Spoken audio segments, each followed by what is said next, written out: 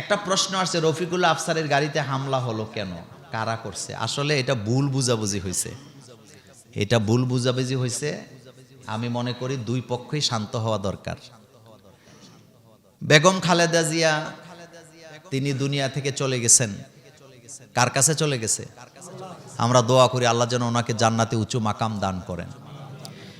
কোনো মানুষের মৃত্যু নিয়ে নেগেটিভ কথাবার্তা বললেন না। অনেকে বলতেছে দেখি যে উনি কবে মারা গেছে, তো কবে মারা গেছে? যেদিন মরছে এদিনই তো কইছে। মানুষ মারা গেলে না বলার কি আছে? এগুলো আপনারা বলতেছেন। একটা মানুষ মারা গেলে কেন বলবে না? অবশ্যই বলবে।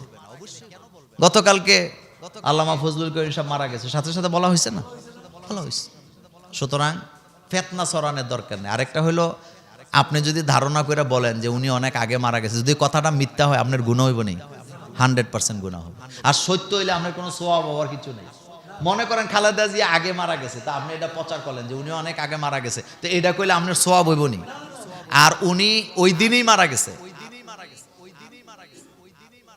এটা নিয়ে আপনার কথা বলার কি হলো? নাম্বার 2 হলো, রফিকুল্লাহ আফসারী সাহেব বিএনপির শত্রু না, উনি বিএনপির লোকদেরকে ভালোবাসে। বেগম খালেদা জিয়ার অনেক ভালোবাসে উনি অসংখ্য দোয়া করছে মাহফিলে। খালেদা জিয়া যখন অসুস্থ, এই রফিকুল্লাহ আফসারী অসংখ্য মাহফিলে খালেদা জিয়ার রোগ মুক্তি কামনায় দোয়া করছেন। তিনি শুধু একটা লাইভে এসে বলছে যে আমার ছেলেকে আমি বলবো, আমি যখন মারা যাব আমার লাশটা দুনিয়াতে বেশি দিন রাখবা না, সাথে সাথে মাটি দিয়ে দিবা। তো এটা তো সুন্নত। আপনার বাপ মারা গেছে, আপনি আছেন সিঙ্গাপুর, আপনি আয়শা জানাজা দেওয়া কি বেশি জরুরি নাকি তাড়াতাড়ি দাফন করা জরুরি? যে যেখানে মারা যাবে সাথে সাথে অল্প সময়ের মধ্যে দাফন করবেন, এটা আল্লাহ রাসূলের অর্ডার।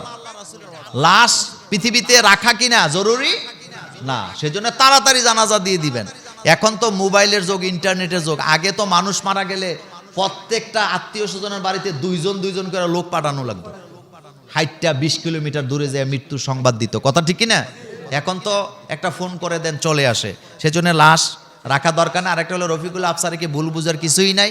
গতকালকে সন্ধ্যায় আমি ওনার সাথে কথা বলেছি, উনি বলেছেন ভাই আমি বুঝাইতে গেছি আরেকটা, ওরা বুঝছে আরেকটা, এখন হুমকি দুমকি দিচ্ছে মেরে ফেলবো। তো এটা আপনারা কি তারেক জিয়া বলছে যে রফিকুল্লাহ আফসারীরে তোমরা মাইরা ফেলো? আপনি তো বিএনপি করবেন তারেক জিয়ার বিএনপি, আপনি তো বিএনপি করবেন শহীদ জিয়ার বিএনপি, আপনি তো বিএনপি করবেন খালেদা জিয়ার বিএনপি। আপনি কি বিএনপি করেন? তারা কি বিএনপি করছে? জিয়াউর রহমানের আদর্শ আপনার মধ্যে নাই, অথচ আপনি বলে বিএনপি করেন। জিয়াউর রহমানের আদর্শ কি ছিল? ইরানের যুদ্ধ থামাইছে জিয়াউর রহমান। তিনি যখন সৌদি আরব সফরে গেছে, বাদশাহ ফাহাদ তখন ক্ষমতায়, প্রেসিডেন্ট জিয়াউর রহমান কি নিয়ে গেছে জানেন? কতগুলো নিম গাছ লয়ে গেছে। দুইজন যখন রাষ্ট্রীয় কথা, তো বাদশাহ ফাহাদের সাথে যখন কথা বলতেছে, তো উনি দেখেন উনি কত আত্মসম্মানী ছিলেন। বাদশাহ ফাহাদকে বলতেছে আপনার দেশে কোনো কিছু অভাব নাই, আপনি স্বনির্ভর দেশ, টাকার অভাব নাই, তেলের অভাব নাই, কিন্তু আমার দেশে অভাব আছে। আমার দেশে যেটা আছে আপনার দেশে সেটা নাই, আমার দেশে আপনার দেশে যেটা আছে আমার দেশে সেটা নাই। একথা বলার পরে বাদশাহ ফাহাদ মনে করছে যে কিছু টাকা টোকা বোধহয় চাইছে। তো উনি ওনার সেক্রেটারিকে বলতেছে যে বাংলাদেশের জন্য এত টাকা কি করো, একটা বাজেট দাও। তখন জিয়াউর রহমান বলছে আমি তো টাকা চাই নাই আপনার কাছে, তো আপনি কি চান?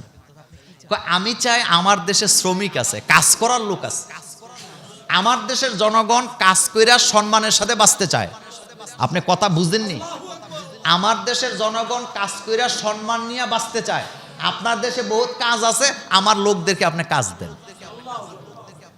আর আমার কাছে যা আছে আমি আপনার জন্য নিয়ে আসছি, এই যে নিম গাছ। বলেন কি গাছ? এই যে নিম গাছ। বিজ্ঞানীরা মানে কৃষি বিজ্ঞানীরা বলেছেন সৌদি আরবের জমিনে খেজুর গাছ ছাড়া ভালোভাবে কোনো কিছু বাঁচে না, কিন্তু আরেকটা জিনিস বাঁচে, এটা হলো নিম গাছ। আপনারা যারা হজ করছেন, আরাফাতে গেছেন, নিম গাছ আসেনি? এগুলা জিয়াউর রহমানের দেওয়া উপহার। তো সুতরাং আপনি তো জিয়ার আদর্শে রাজনীতি করবেন, আপনার আদর্শ নেতার মতো হয় না কেন? উনি তো মারামারি করে নাই, উনি তো কাউকে বলে নাই মাইরা ফেলো কাইটটা ফেলো, তা আপনি কেন মারামারি করবেন? আপনি কেন রফিকুল্লাহ আফসারীকে মারতে যাবেন? আল্লাহ আমাদের সকলকে শান্ত থাকার তৌফিক দান করুক।